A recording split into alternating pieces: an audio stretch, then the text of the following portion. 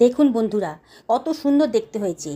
এই এঁচোড়ের ডালনা যে দেখবে তাই কিন্তু জিভে জল চলে আসবে। মাংসকেও হার মানাবে এই এঁচোড়ের ডালনা। রেসিপিটা বানানোও কিন্তু একেবারেই সোজা।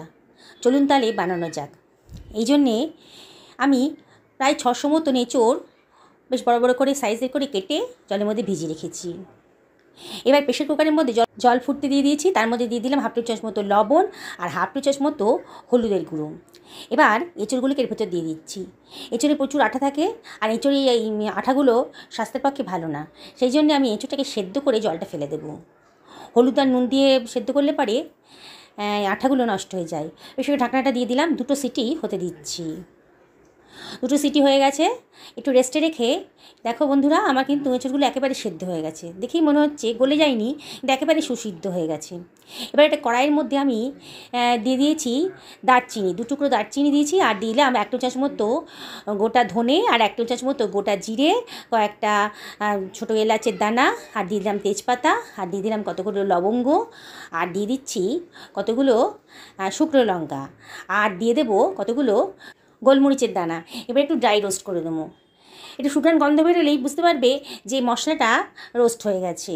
এটাকে ঠান্ডা করে নিচ্ছি, নিয়ে এটাকে ব্লেন্ড করে নেব। দেখো কত সুন্দর একটা মশলা তৈরি হয়ে গেল।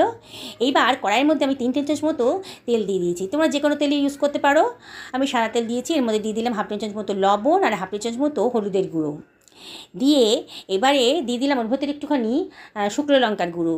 কালারটাও সুন্দর আসবে, টেস্টটাও ভালো আসবে। 3টে আলুকে আগে থেকে সেদ্ধ করে রেখেছিলাম রান্নাটা তাড়াতাড়ি হয়ে যাবে বলে। এবার আলুগুলো দিয়ে দিলাম, দিয়ে একটু ভাজা ভাজা মতো করে নিচ্ছি। বেশ নাড়াচাড়া করে বেশ যখন কালারটা চেঞ্জ হয়ে গেছে আলুর, তখন আমি আলুগুলোকে অন্য একটা পাত্রের ভেতর তুলে রাখছি। এবারে ওই তেলের ভেতর দিয়ে দিচ্ছি সেদ্ধ করা এঁচোড়গুলো, দিয়ে এটাকে আমি ভালো করে নাড়াচাড়া করে ভাজা ভাজা মতো করে নেব। এঁচোড়টা একটু ভাজা মতো করে নিলে পারে রান্নার টেস্টটা কিন্তু বহুগুণ বেড়ে যায়। তোমরা এভাবে রান্না করবে, দেখবে এই রান্নার টেস্টটা অনেক গুণ বেড়ে গেছে। এঁচোড়টাও ভাজা হয়ে গেছে, আমি অন্য একটা পাত্রের ভেতর এটাকে তুলে রাখলাম। এবারে ওই কড়াইয়ের ভেতর দিয়ে দিলাম হাফ টি চামচ মতো গোটা জিরে। জিরাটা যখন একটু ভাজা ভাজা মতো হয়ে গেছে, তখন দিয়ে দিলাম 2খানা পেঁয়াজকে আমি গ্রেট করে রেখেছিলাম, বেটে রেখেছিলাম, সেটা দিয়ে দিলাম। দিয়ে একটু নাড়াচাড়া করে নিচ্ছি। আর এর মধ্যে দিয়ে দিলাম 1 টেবিল চামচ মতো আদা রসুনের পেস্ট, আর দিয়ে দিলাম একটা টমেটোকে পিউরি বানিয়ে রেখেছিলাম, সেটাও দিয়ে দিলাম। দিয়ে সব কিছু ভালো করে মিশিয়ে নিচ্ছি, নিয়ে মশলাটাকে ভালো করে কষিয়ে নেবো। এবার আমি দিয়ে দিলাম 1 চামচ মতো হলুদের গুঁড়ো, আর দিয়ে দিলাম 1 চামচ মতো ধনের গুঁড়ো, আর দিচ্ছি 1 চামচ মতো জিরের গুঁড়ো, 1 চামচ মতো লঙ্কার গুঁড়োও দিয়ে দিলাম। ঝালটা নিজেদের পছন্দ মতো দেবে। আর 1 চামচ মতো কাশ্মীরি লঙ্কার গুঁড়ো দিলাম কালারের জন্যে। আর দিয়ে দিচ্ছি প্রয়োজন মতো লবণ, 1 চামচ মতো দিলাম। আমি যে পরিমাণ রান্না নিয়েছি তাতে 1 চামচ মতো লবণই লাগবে। একটুখানি চিনিও দিয়ে দিয়েছি, রান্নার টেস্টটা কিন্তু দারুণ সুন্দর আসবে, তবে অপশনাল, না দিলেও চলবে। একটু জল দিয়ে ভালো করে কষিয়ে নিলাম। দেখো মশলা গা থেকে কিন্তু তেল বেরিয়ে এসছে, মানে মশলাটা আমার কষানো হয়ে গেছে। এবারে আমি এর ভিতর দিয়ে দেব ভেজে রাখা আলুর টুকরোগুলো। দেখো বন্ধুরা, দারুণ সুন্দর রেসিপি কিন্তু তৈরি হয়ে যাচ্ছে, আর খেতেও কিন্তু একেবারে অসাধারণ। সময়টাও কিন্তু কম লাগবে, সব সেদ্ধ করা আছে। এবার সব কিছু ভালো করে মিশিয়ে নিচ্ছি, একটু নাড়াচাড়া করে এর ভেতরে দিয়ে দিচ্ছি সেদ্ধ করে রাখা আর ভেজে রাখা এঁচোড়ের টুকরোগুলো। এগুলোকেও আমি আবার ভালো করে মিশিয়ে নেব। দারুণ সুন্দর খেতে হবে। এটা হচ্ছে এঁচোড় ভুনা মশলা। তোমার বাড়িতে অবশ্যই একদিন ট্রাই করো। ভালো লাগলে লাইক শেয়ার কমেন্ট করতে কিন্তু ভুলো না। আমি একটু জলও দিয়ে দিলাম, গল্প করতে করতে সামান্য একটু জল দিয়ে দিয়েছি, দিয়ে ভালো করে সব কিছু মিশিয়ে নিচ্ছি। এবার ঢাকা দিয়ে দিলাম মিনিট 5-6 জন্য, লো টু মিডিয়াম ফ্লেমে। দেখো 6 মিনিট পরে কি সুন্দর কালার এসে গেছে। আমার কিন্তু রান্নাটা হয়ে গেছে, দারুণ সুন্দর দেখতে হয়েছে। এবার আমি যে মশলাটা তৈরি করে রেখেছিলাম ভুনা মশলাটা, সেটা আমি দিয়ে দিচ্ছি। 2 টেবিল চামচ মতো দিলেই হবে।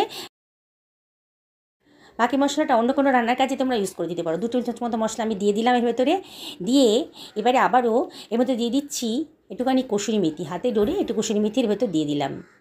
দারুণ সুন্দর টেস্ট হবে, দেখতেও কিন্তু দারুণ সুন্দর হচ্ছে। বন্ধুরা অবশ্যই বাড়িতে একদিন কিন্তু এই রান্নাটা করে ফেলো। এবার দিয়ে দিলাম একটুখানি ঘি, 1 টেবিল চামচ মতো ঘি দিয়ে দিলাম। টেস্টটা কিন্তু বহুগুণ বেড়ে যাবে। এবার আর একটু সব কিছু ভালো করে মিশিয়ে নিচ্ছি। দেখো কালারটা কত সুন্দর এসছে। এবারে গ্যাসের ফ্লেমটা আমি অফ করে দেবো, দিয়ে ঢাকা দিয়ে রাখবো মিনিট 5-6 জন্যে। 5 মিনিট পরে দেখো কি সুন্দর দেখতে হয়েছে, দেখেই কিন্তু জিভে জল চলে আসবে। মাংস ফেলে কিন্তু এটাই লোকে খেয়ে নেবে। এত সুন্দর দেখতে হয়েছে, আর খেতে কিন্তু সত্যি অসাধারণ হয়েছে। তোমরা কিন্তু অবশ্যই বাড়িতে একদিন এরম করে রান্না করে দেখো এঁচোড় ভুনা মশলা।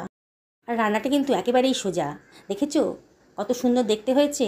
বন্ধুরা, আবারও তোমাদেরকে রিকোয়েস্ট করব, তোমরা বাড়িতে অবশ্যই এইটার ট্রাই করো, আর ভালো লাগলে আমাকে কমেন্ট করে জানিও তোমাদের কেমন লাগলো। আজ তাহলে এই পর্যন্তই থাক, সকলে ভালো থাকো, আবার দেখা হবে অন্য কোনো রেসিপিতে। নমস্কার।